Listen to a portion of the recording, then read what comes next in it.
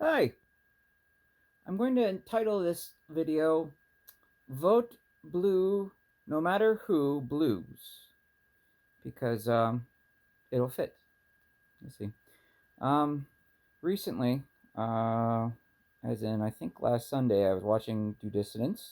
They're so kind to allow their Patreons to come on and talk to them for a little bit and all that stuff. And this past Sunday, somebody was on. They made a really good point to what's going on where they have a whole bunch of friends that are Democrats, and he's cut them off. Okay, I mean, I found that interesting. But I don't find that to be the. I agree that that's not the right answer to those things because you can't change anybody's opinions by living in an echo chamber.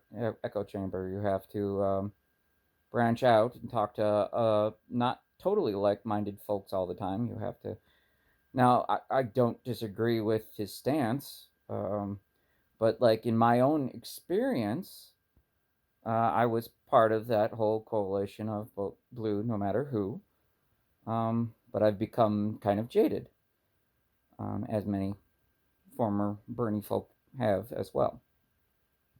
But in my own personal life, my wife is very vote blue no matter who, and I drive her nuts because I'm a politics junkie and I pay attention to everything, and I'm not happy about the way certain things are going, and it drives her absolutely batty because I've talked about possibly either sitting out the general election or voting green. 2016, I had the same stance. So this was kind of like that episode, that season of American Horror Story Cult, where spoilers, where the significant other went on a tirade because their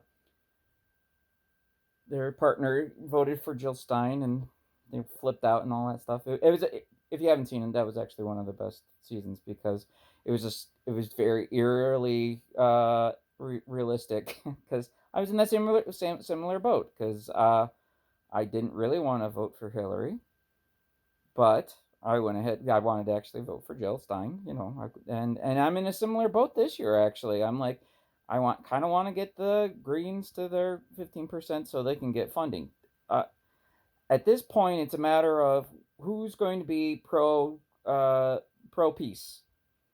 Who's going to stop all these all this stuff? Who's going to actually really try to end the wars that are going on?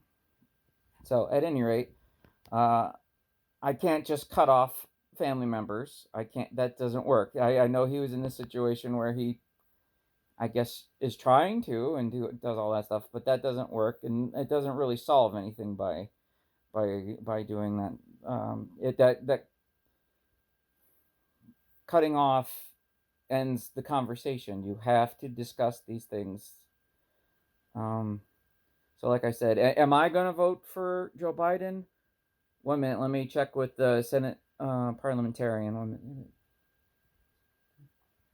No, I don't have the power to. I just don't have the. Yeah, I wish I could, but the can't fire her. I'm not a Republican. I Only the Republicans can fire their Senate parliamentarian when they give them the wrong thing that they want. The Democrats kind of have to listen. I mean, they're really in charge. Yeah, there's a whole litany of these kinds of situations where who is the president when Roe versus Wade went on? Oh, okay. Could he have codified that when he had Oh, yes, he could have. Oh, okay, maybe he should have. These kind of things. Student loan. Oh, I've enjoyed my. Oh, yeah, student loans. No, no, we can't do that. We'll talk about it. But I am loving my healthcare for all. Oh, it's great. Oh, we don't do that. I see. Time and time again, it's been just one letdown after another, and it gets to the point like, what would you say you do here, right? Very frustrating. And then a bunch of people will be like, "Well, it's America, love it or leave it." Why don't you stand and fight? Why do I have to love it or leave it? Why can't I complain about the changes that need to be made? Why do we have to do the status quo? That doesn't make any sense. If we were doing the status quo, we'd still all be British, right? Right. So anyway, uh, I just wanted to tell you this story, and there's going to be a lot of folks out there that have a similar problem this election cycle, because even I got told, because my one daughter is part of the LGBTQ community, and I was like, how could you not vote for Biden? She's under attack, and I can't say that's not wrong. I mean, they came after the Roe v. Wade. They might come after marriage equality. There's a very strong possibility that that's on the docket next. I don't deny that that's a possibility, but the whole voting in fear gets very, very old. And you get tired of being, and where I am, it doesn't. I'm in a red state. It's going to be Trump no matter what. And the way the polls look, especially in the battleground states, it looks like it's going to be him no matter. Trump's going to win. I'm sorry. I know there's several of you are like, woo, but you know, we've already been through this 4 years, and I didn't find my life improving under him either. Actually, it's just disappointment all around. I would have really liked to have had a change for the better. And that goes for all sides, red and blue. It's annoying that we get divided, because when you step back and you go to all these issues, we actually have more in common than we have apart. Actually, it's very frustrating, especially if we actually talk to each other and actually see that we might be on the same page on a lot of things. The keeping us apart is actually part of the script to make us weaker. This is also one of those, I know that many of you will differ from me on this opinion, but that's one of the concepts with not crooked unions, but actually unions, because you're stronger together. When you're in an individual, you don't have as much power. That's just basic. So anyway, just wanted to jump on here. I know you haven't heard from me for a while, but as we get closer and closer to the general election, I might have more thoughts to jump on here. I really appreciate another shout out to the Due Dissidence guys. I appreciate that they have a platform that people can call in and talk. I hope they don't lose that, because I enjoy their banter and their story, their news and all that stuff. But I really actually also enjoy seeing all their listeners and stuff, and getting to see them come on and give their 2 cents, because they're regular people just like you and me, and it's nice to hear from just everybody. And for the longest time, I watched all kinds of things. I would drive my wife nuts because I was still watching Bill Maher, and I hate him. I do, which is too bad. That's not fair. I hate some of his stances. There we go. We'll go with that. But I was watching it to understand his stuff. Okay, that wasn't fair. I don't really hate anybody. But this last time they had an Ozempic joke where they compared Ozempic with anorexia, and I was just like, that's not funny. That's not funny. There hasn't been a lot of things that are funny. He's just off. But anyway, I would watch it because I would want to get that boomer standpoint and all that stuff.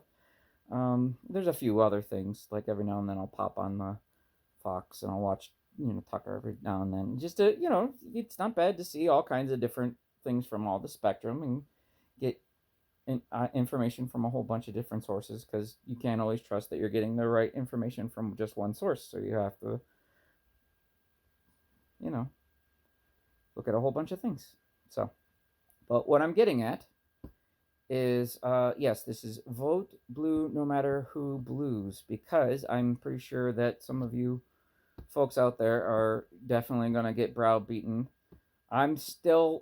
I'd prefer to get to vote, like I said, for the person who is pro peace, who has our best interests at heart, who wants to end all of the unnecessary carnage. That would be really, really great. I would like my tax dollars to go to good things that I actually support. These sound like simple requests, but for the longest time, they've been falling on deaf ears, which is unfortunate because they should be listening. And this election cycle, I feel like, is going to reverberate.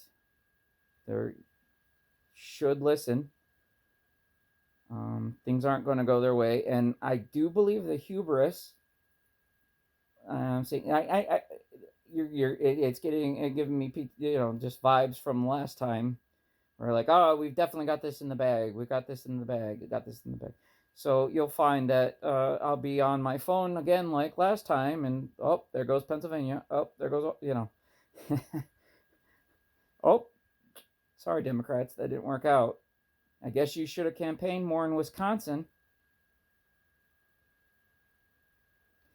Anyway, but I wish I was more optimistic about the future. So that is the bottom line. So I might pop on here again. Thank you for all those supporters that have been watching for a bit. I'm still here. Bye.